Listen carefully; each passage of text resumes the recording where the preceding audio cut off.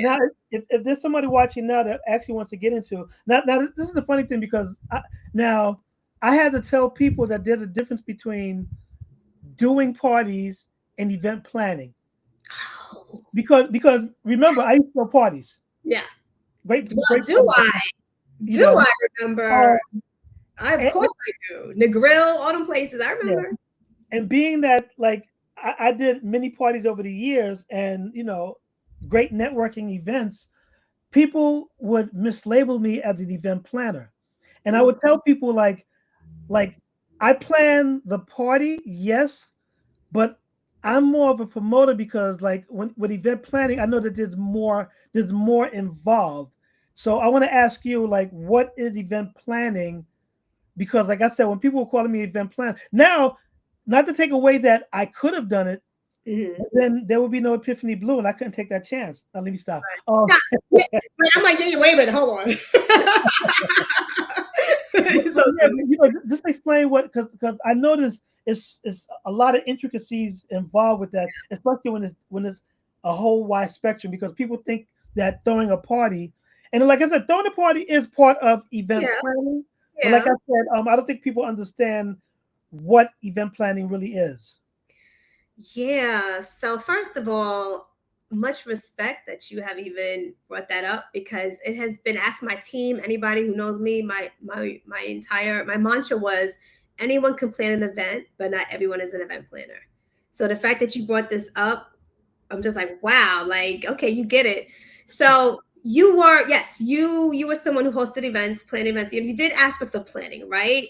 But for planning, so when you think of event planning, it's like taking something from nothing and creating every aspect of it into this tangible situation, right? So um, it's sitting down and most times with a client or with someone and thinking about the idea, right? But it's like, oh, I just want to throw this event, and then you just gonna go ahead and start calling people to attend it. It's like, okay, I have this idea, this is what I want to do. Okay, I can figure out how I'm gonna do it, what is it gonna look like, what's the customer's the audience member's journey when they experience the event. What's the experience when they first walk up to the space? Are they going to see scaffolding? Are they going to see broken down buildings? Are they going to see a nice front facade that's going to give them give them an idea of what the inside is going to look like?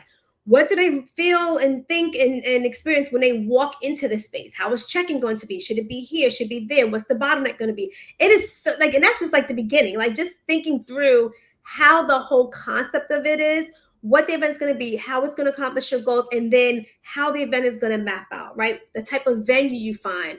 Oftentimes, the promoters, you find a venue, it's like, okay, we'll just put check-in right here and everybody just come and have a good time.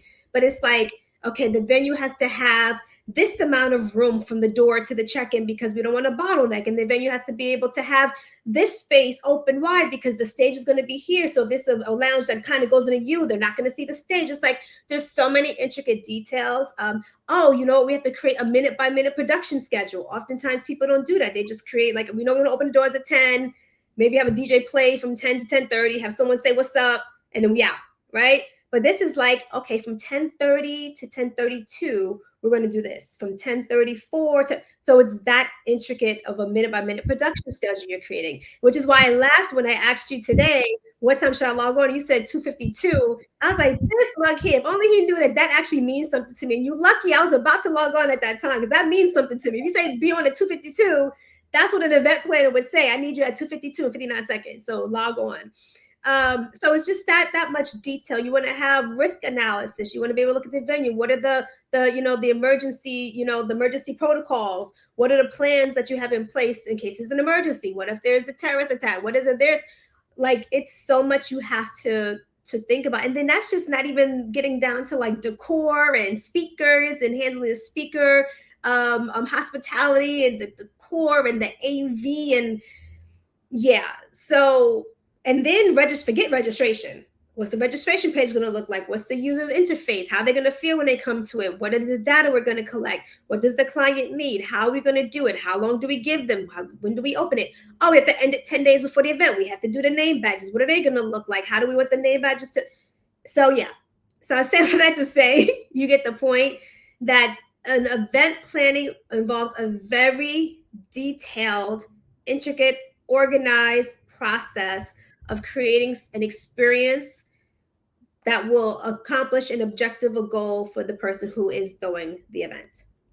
And as a planner, you have to be able to take your clients' sometimes just overarching idea and manifest it into an experience that meets all of their objectives, goals, and definitions of success.